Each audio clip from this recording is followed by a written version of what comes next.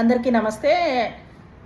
Myself Dara Padmaja, SC/ST Morcha Abhiyan in-charge. So today in state office, BJP state office, along with Padmalata and Anuradha, Padmini and Anuradha, we gathered here in SC Morcha chamber and we discussed regarding the Abhiyan points. What are the things we are taking and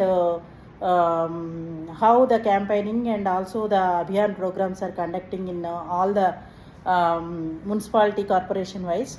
So I felt very understanding after getting interacting with Padmini madam. She is SC Mocha social media convener and she is very active and working vigorously by gathering all the information and her name is Anuradha. She is also in charge for 5 districts, so it's really going well.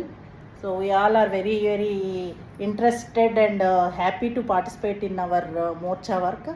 So thank you very much, and we will pass on the information to the higher authorities. Thank you very much. Namaste.